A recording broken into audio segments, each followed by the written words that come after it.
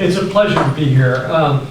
Little bit of anecdote. Basically, I knew nothing about speech really, other than what I'd read as an undergraduate. I spent 2 years on speech, and then the rest of my career went various other places. I've had a really great career. Last 10 years of my career I spent as a professor at the Naval Postgraduate School, including flying Alan Sears from Monterey back to Palo Alto. And I was the CTO for software at Hewlett-Packard during Carly's reign of terror. I'm famous because I personally lost my job over telling them they were going to lose money, and they lost $40 billion on the Itanium processor.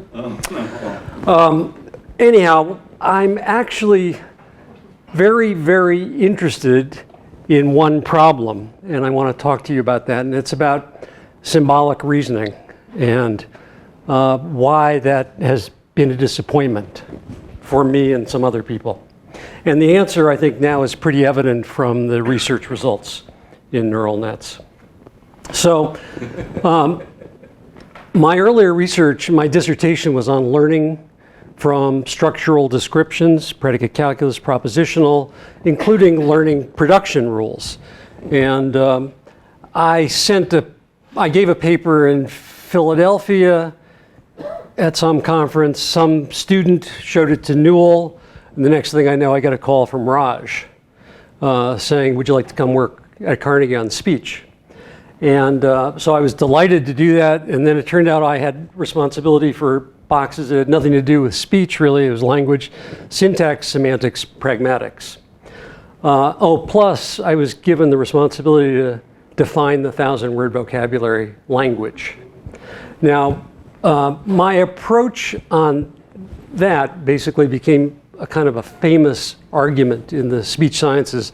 I created a very simple semantic template grammar, which had a lot of constraint in it, but it addressed the requirements that was in the Newell report. So I thought we could turn those templates into production rules. A rule would say, if you see this word or in this context, then maybe you want to see this one, etc. It's kind of obvious how you would go from templates to production rules.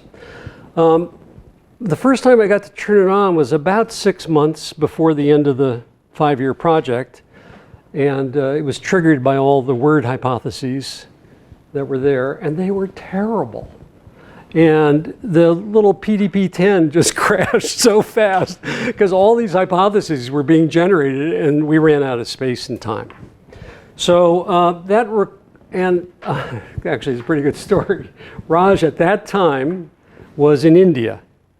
And so I was chartered by Lee and Vic to go talk to Alan Newell about this 6 months before the end.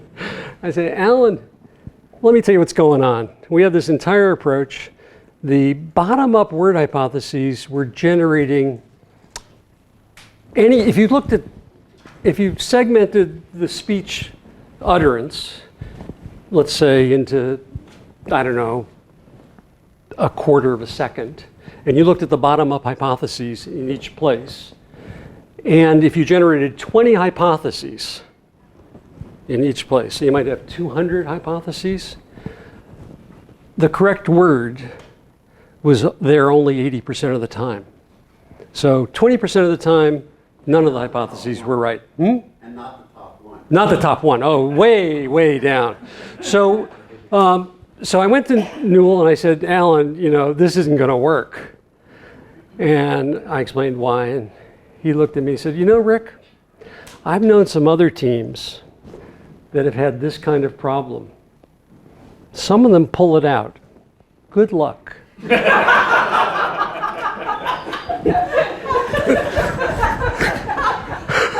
So Vic and Lee and I lock ourselves in a room, and we just kind of say, what the fuck are we going to do about this? And that's when we started getting the statistics, and we said there's just not enough constraint here. The idea of using production rules to follow hypotheses, non-starter. But it took 4.5 years to get to the point where we would even know that. So fortunately, we were able to come up with a a quick and dirty scheme of searching across that 200 hypotheses and find any threads where successive words were syntactically plausible. So we looked for started with the best hypotheses, grew out, looked at the adjacent hypotheses. Are they syntactically plausible to precede or succeed? That turned out to work. Because at that point, we got about 80%. Let's see. So the top hypotheses that came out of that new knowledge source were always sufficient, basically, to complete the recognition. They weren't total, but if you followed them, you got there. Enough islands. There were enough, the islands were good enough to go out from. So that was like doing a network search inside out, or it doesn't really matter. You didn't start at the beginning necessarily, you looked everywhere, and you found any chain that was plausible. And we came up with a measure of sort of entropy, negative entropy, how much value is there in this thing, how likely is it, and then we went from there. So it was the hearsay architecture that permitted us to do this. It was the 24/7 effort. I remember Lee programming this new knowledge source in Sail. We adjusted everything else. We came up with a strategy for now being able to focus attention now that we knew where something was useful, and fortunately it all worked. So as we know from Harpy, Dragon, and so forth, and the other Markov models, networks are kind of a good approximation to language. They're an easy model for it. Sequences of sounds now provide the basis for learning. And across both speech and a lot of other domains, my interpretation of neural nets is that when you train them up, they basically learn to model the environment at hierarchical levels.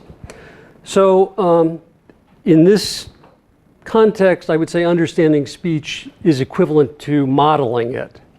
In the old, I think it was nicer, the analysis by synthesis, the idea that in psychology, we understand what we can reproduce from our models. I believe that that's 90% of cognition now, something like that. I'll get to that in a minute. So what we want really are models that can quickly learn to fit these sequences and environments. Neural nets are now the way to do it. Production systems are not. So it was interesting for me because my dissertation had really three goals. One was, can we come up with a way to describe reality? Can we abstract and learn from it? And having learned from it and learning rules from it, could that be a model of behavior? Could we take these rules, put them in a context, like a typical kind of production system model? Here's my working memory. Here are all my rules. Here's my response. And that response should be fast and automatic. I was able to accomplish the first two things, and the third thing was a complete failure. And when I got to CMU, because of this interdisciplinary, within computer science department, I got connected to the complexity people. This was right at the time when NP-complete problems were being understood.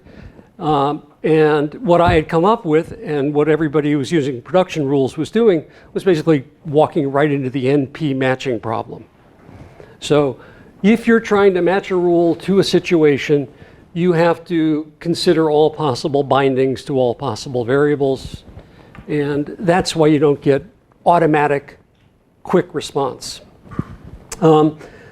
So the thing that I've been working on for years is trying to figure out what is the answer here and what's the replacement for the variables. And I think the answer now is apparent in the literature. I'm going to try and get to that. I think I have one more slide, Raj. So Kahneman wrote a book, which if you haven't read, I recommend. It's Thinking Fast and Slow, sort of the results of the last 25 years of cognitive research. About 90% of what you do, you're totally unaware of and it's automatic. 5 or 10% is deliberate, you're aware of it, and it kind of lets you rationalize what your gut is already telling you to do. So he calls these System 1 and System 2, and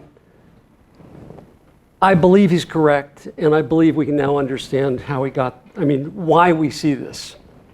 So basically, logic, mathematics, and all of that rode Moore's law for 25, 30 years. And there are still things that you can do, like symbolic mathematics, that are great, but they're not a model of cognition. And in the next period of time, we're going to be riding the neuromorphic opportunities.